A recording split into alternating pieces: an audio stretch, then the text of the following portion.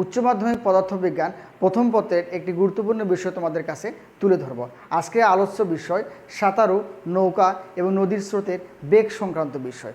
বিশেষ করে প্রথম বর্ষের শিক্ষার্থী যারা, তোমরা প্রথমে ভেক্টর অধ্যায়ের এই নদীর স্রোতের বেগ সংক্রান্ত অঙ্কগুলো করতে যাও, তোমরা অনেক সমস্যার সম্মুখীন হও। আশা করি আমার ক্লাসটি আজকে শুরু থেকে শেষ পর্যন্ত যদি দেখো, এই সমস্যার একটি সঠিক সমাধান পেয়ে যাবে। তাই আশা করব তোমরা শুরু থেকে শেষ পর্যন্ত ক্লাসটি দেখবে। লক্ষ্য করো, এক্ষেত্রে আমি দুটি নদী চিত্র তোমাদেরকে দেখানোর চেষ্টা করছি। এটি হচ্ছে স্রোতযুক্ত নদী আর এটি হচ্ছে স্রোতহীন নদী, অর্থাৎ স্রোতহীন বা শান্ত প্রবাহের নদী। কিছু কিছু নদী আছে যে ক্ষেত্রে তোমরা অর্থাৎ পানির কোনো স্রোত থাকে না, স্থির, কিছুটা আমরা পুকুরের সঙ্গে তুলনা করতে পারি। আর কিছু নদী আছে সেক্ষেত্রে অর্থাৎ পানির একটি তীব্র স্রোত আছে। কাজে আমরা স্রোতহীন নদীর ক্ষেত্রে একটি ঘটনা ঘটতে পারে, আর যে নদীতে স্রোত আছে তার ক্ষেত্রে আলাদা ঘটনা ঘটতে পারে। শুরুতে আমরা লক্ষ্য করব, যদি একটি স্রোতহীন নদীতে আমি চাই বা ইচ্ছা করি সোজা রওনা দিয়ে আমি সোজা পৌঁছাইতে পারবো। অর্থাৎ মনে করো এখানে আমি এ বিন্দু দিলাম, এক্ষেত্রে বি বিন্দু দিলাম, এটি আমি সি বিন্দু দিলাম, এটি ডি বিন্দু দিলাম। অর্থাৎ আমি যেটি বলতে চাচ্ছি তোমাদেরকে, যদি নদীতে স্রোত না থাকে, স্রোতহীন বা শান্ত প্রবাহের নদীতে সোজা রওনা দিয়ে সোজা ওপাশে পৌঁছানো যায়। তার আগে আমি আলফা আর থিটা নিয়ে একটু কথা বলতে চাই। সেটি হচ্ছে, আমার সুবিধার্থে আমি এখানে তোমাদেরকে বোঝাতে চাচ্ছি যে আলফা বলতে সাঁতারু বা নৌকা, তার সাথে স্রোতের বেগটিকে আমি ধরছি আলফা। অর্থাৎ সাঁতারু বা নৌকার বেগের সাথে স্রোতের মধ্যবর্তী কোণ আলফা, স্রোতের মধ্যবর্তী কোণ আলফা, এবং লব্ধির সাথে স্রোতের মধ্যবর্তী কোণ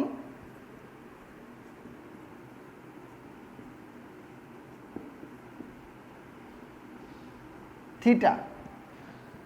তোমরা চাইলে এটি ভিন্ন ধরতে পারো, আলফা থিটা আমি যেটি ধরেছি সেটি ধরতে হবে এমন না, তুমি চাইলে আলফার জায়গায় থিটা, থিটার জায়গায় আলফা ধরতে পারো। তবে আমি মনে করি তোমরা যে কোনো একটি সিকোয়েন্স মেনে যদি অঙ্কগুলো করো তাহলে তোমাদেরই সুবিধা হবে। আমি যেটি মনে করি, তোমরা সাঁতারু বা নৌকার সাথে স্রোতের মধ্যবর্তী কোণটি সবসময় আলফা ধরবে, আর লব্ধির সাথে স্রোতের মধ্যবর্তী কোণটাই থিটা ধরবে। এখানে একটু সুবিধা পাওয়া যেতে পারে, অর্থাৎ ভুল হওয়ার সম্ভাবনা কম থাকে। যদি আমরা সোজা ওপাশে গিয়ে পৌঁছাই, অর্থাৎ থিটা হচ্ছে তোমার পৌঁছানো কোণ, লব্ধি তো পৌঁছানো, অর্থাৎ রেজাল্টেন্ট। সোজা পৌঁছালে কি হবে? থিটা ইকুয়াল টু 90 ডিগ্রি হবে। আর যদি আমরা শুরুতে সোজা রওনা দিই, রওনা দেওয়ার কোণটা কিন্তু আলফা, তাহলে যদি সোজা রওনা দিই তাহলে কি হবে? আলফা হচ্ছে 90।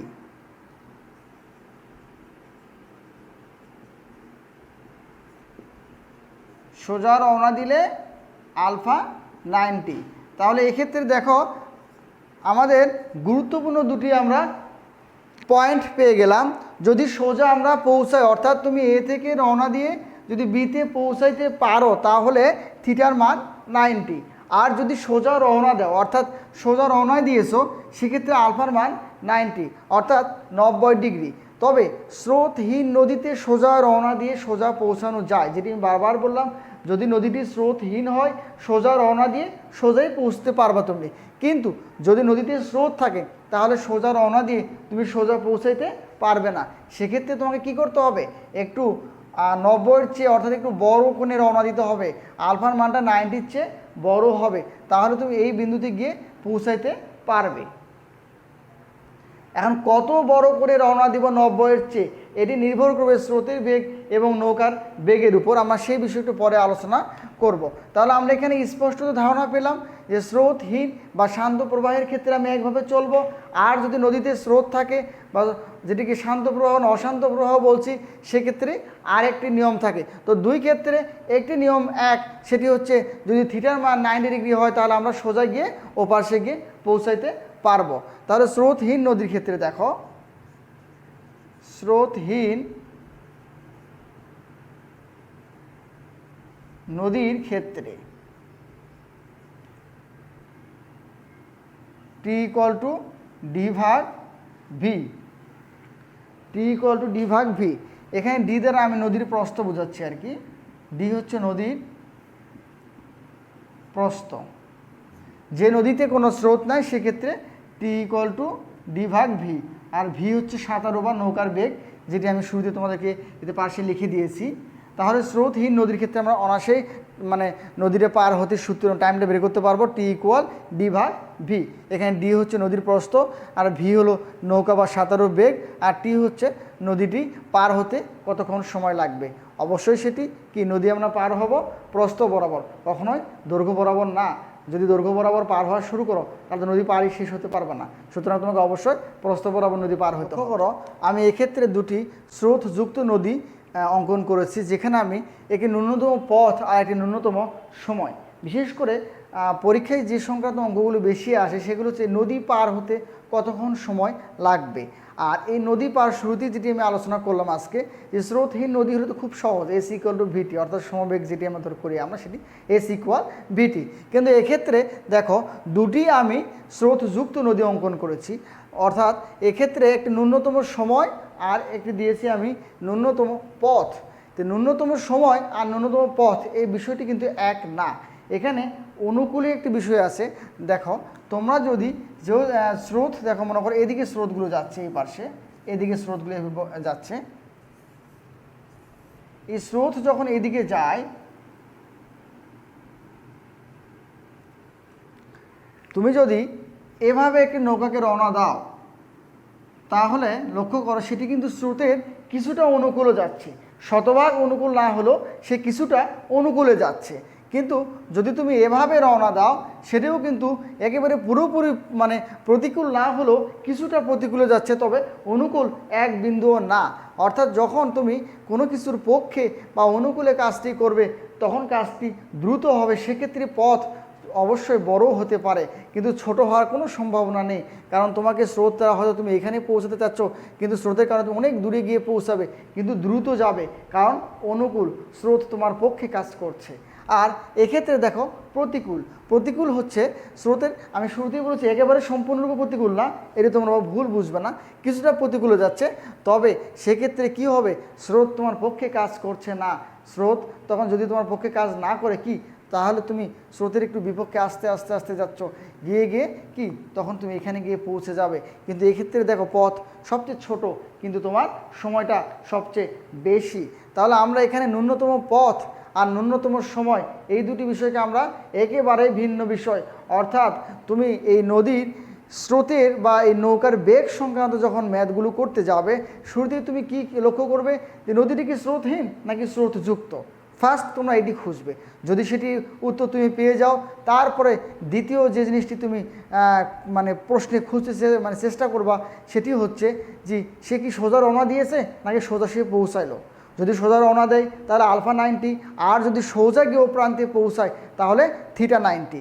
এরপর আসো তৃতীয় যে প্রশ্নটি খুঁজবে সেটি কি খুঁজবে তোমরা, কি ন্যূনতম সময় নাকি ন্যূনতম পথ।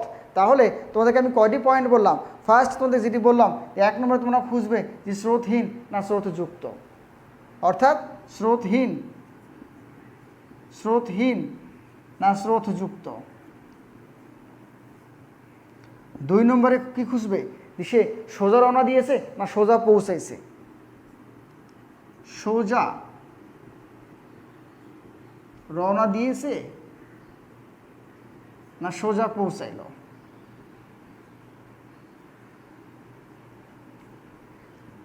3 নম্বরে এসো দি ন্যূনতম পথ না ন্যূনতম সময়। এই 3টি বিষয়কে তোমার সবচেয়ে গুরুত্ব সহকারে একটি প্রশ্নের মধ্যে খুঁজবে। আমি দেখো আবারও বলছি, তোমরা একটু মনোযোগ সহকারে লক্ষ্য করো, শুরুতেই তুমি এই সংক্রান্ত গাণিতিক সমস্যাগুলোর সমাধান করতে ফার্স্ট এইটি খুঁজবে স্রোতহীন না স্রোতযুক্ত। যদি তুমি সেটির উত্তর পেয়ে যাও দ্বিতীয় যাও সে সোজা রওনা দিয়েছে না সোজা পৌঁছালো, এরপর ন্যূনতম পথ না ন্যূনতম সময়। যদি তুমি এই 6টি বিষয়কে খুঁজে বের করতে পারো তাহলে তুমি এই সংক্রান্ত অঙ্কগুলো খুব সহজেই সমাধান করতে পারবে, ভয়ের কোনো কারণ নেই। স্রোতহীন একেবারে খুব ইজি, এস ইকুয়াল টু ভিটি, অর্থাৎ সবই তোমার আলফাও 90 থিটাও 90। সোজা রওনা দিয়েছে আলফা 90, সোজা পৌঁছালো থিটা 90। ন্যূনতম পথ যদি হয় থিটা কিন্তু 90, ন্যূনতম পথ হলে থিটার মান 90, কারণ সে সোজা ওপাশে গিয়ে পৌঁছাবে। অর্থাৎ এটি দেখো ন্যূনতম পথ। তুমি এমনভাবে রওনা দাও তোমার সময় কতটুকু লাগুক, কিন্তু যেন এই থিটাটা 90 হয়, তাহলে তোমার পথটা সবচেয়ে ন্যূনতম হবে। আর ন্যূনতম সময় এক্ষেত্রে আমরা আলফা বা থিটাকে কোনোটাকেই বলতে পারবো না কত হবে, তবে আলফার মান 90-র চেয়ে অবশ্যই ছোট হবে, 90-র চেয়ে বড় না। লক্ষ্য করো, এখন এখানে আমি কি করেছি, স্রোতের সাথে বেগের উপাংশগুলো নিয়েছি। এই যে ভেক্টর বিভাজন বারবার লাগে, সুতরাং তোমরা যারা ভেক্টর বিভাজনে একটু সমস্যা আছে, আমার ভেক্টর বিভাজনের যে ক্লাসটি নেওয়া আছে তোমরা সেখানে একটু মনোযোগ সহকারে ক্লাসটি দেখে নিও। অবশ্যই এই স্রোতের মানে বিশেষ করে ভেক্টর বিভাজন উপাংশগুলো, অনুভূমিক উপাংশ, উলম্ব উপাংশটি তোমরা ক্লিয়ার হতে পারবে। দেখো আমি এখানে কি করেছি, এটিকে যদি আমি এক্স অক্ষ বা স্রোত যদি বলে স্রোতের বেগ, আমি যদি এটাকে এক্স অক্ষ বিবেচনা করি, দেখো স্রোতের বেগের সাথে স্রোতের বেগের মধ্যবর্তী কোণটা 0, এই জন্য দেখো ইউ কস 0, যেহেতু অনুভূমিক উপাংশ নিয়েছি। এরপর লক্ষ্য করো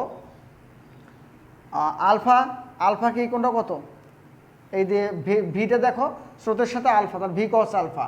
আর এই যে লব্ধি বেগ স্রোতের সাথে 90, তাহলে বেগের অনুভূমিক উপাংশগুলি কী হচ্ছে, আরেকবার বলছি দেখো, স্রোতের সাথে স্রোতের মধ্যবর্তী কোণ 0, নৌকার সাথে স্রোতের মধ্যবর্তী কোণ আলফা, এবং লব্ধির সাথে স্রোতের মধ্যবর্তী কোণ 90। আমি সব বেগগুলো নিয়ে নিলাম উপাংশগুলো, তারপরে হিসাব করে আমি যেটি পেলাম আলফা এগুলো কস ইনভার্স মাইনাস ইউ ভাগ বি, অর্থাৎ স্রোতের বেগকে নৌকার বেগ দ্বারা যদি ভাগ দেই যে -100 আলফার যে মানটি পাবো, অর্থাৎ এই কোণে রওনা দিলে সে সবচাইতে ন্যূনতম পথে এবং সোজা এই বিন্দুতে পৌঁছাতে পারবে।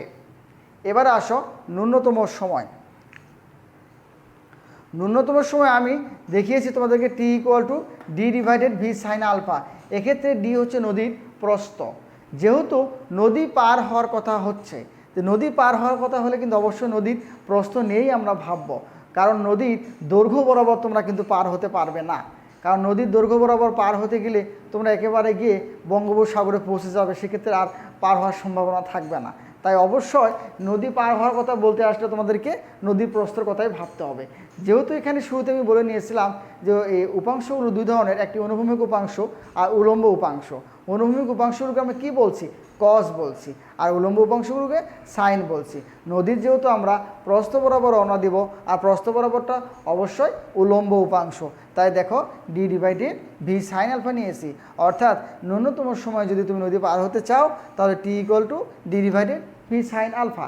আর যদি ন্যূনতম পথে নদী পার হতে চাও সেক্ষেত্রে দেখো T equal to D divided V square minus U square root over. এটি কীভাবে এসেছে দেখো, এই যে ও এ বি একটি পিথাগোরাসের সূত্র যদি ধরা হয় তাহলে সেক্ষেত্রে আমি এটি অতিভুজ square equal to R square plus U square, এখান থেকে আর, এখানে আর কি, আর হচ্ছে লব্ধি বেগ।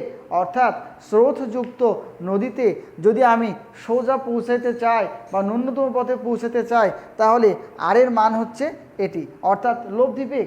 মোট নদীর প্রস্থকে লব্ধি বেগ দ্বারা যদি আমরা ভাগ দেই তাহলে আমরা এই স্রোতযুক্ত নদীতে ন্যূনতম পথে এবং অথবা সোজা পৌঁছাইতে যে সময় লাগবে সেটি এটির সূত্র।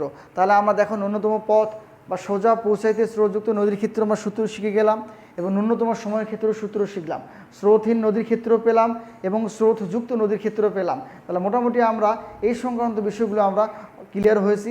এখন আমরা এর কিছু গাণিতিক সমস্যা যদি সমাধান করতে পারি তাহলে বিষয়টি আরও আমরা সুন্দরভাবে বুঝতে পারবো। আশা করি তোমরা এই পর্যন্ত সকলে বুঝতে পেরেছো।